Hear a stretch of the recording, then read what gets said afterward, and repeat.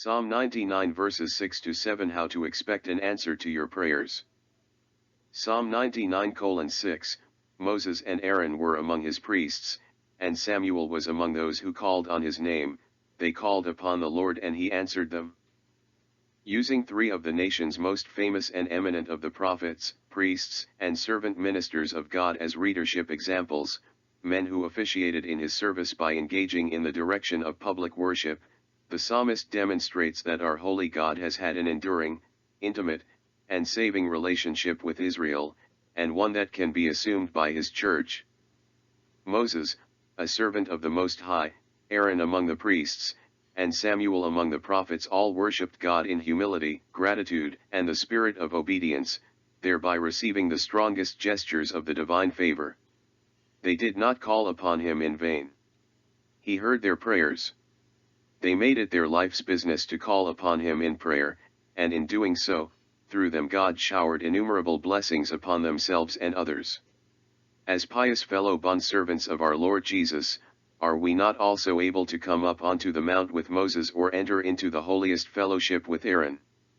Can't we hear him call us by our name as he did Samuel? And will we not answer, in the same manner, "Speak, Lord, for thy servant heareth"? They called upon the Lord, and he answered them. He answered them, undoubtedly recognizing them as his children by faith and those with whom he was united in the fellowship. It is a camaraderie that is obtained between the Lord and all believers. Psalm 99:7, He spoke to them in the pillar of cloud, they kept his testimonies and the statute that he gave them. They kept his testimonies. Each of us has a testimony that we have accumulated over the course of our lives and should readily offer up that testimony to all who will listen. God will be our portion as he was theirs. Even when others turned aside, these mountains of sincerity were faithful. In their hearts, they laid up his word, and, in their lives, and they obeyed it. When God spoke to them, they observed his will. Therefore, when they addressed him, he blessed them and gave way to their desires. Regretfully, the repeating of divine testimonies and submission to his word is a virtue that is all too rare in our days. Men run after their own views and opinions, and make light of the truth of God. For this reason, they fail in their prayer, and scoffers have even dared to say that prayer avails nothing at all. May our Lord Almighty bring back his chosen people that reverence his word, and then he will be more inclined to listen to their plea for intercession. Listen to God's counsel in Psalm 119:1-16. How happy are those whose way is blameless, who live according to the Lord's instruction. Happy are those who keep his decrees and seek him with all their heart. They do nothing wrong, they follow his ways.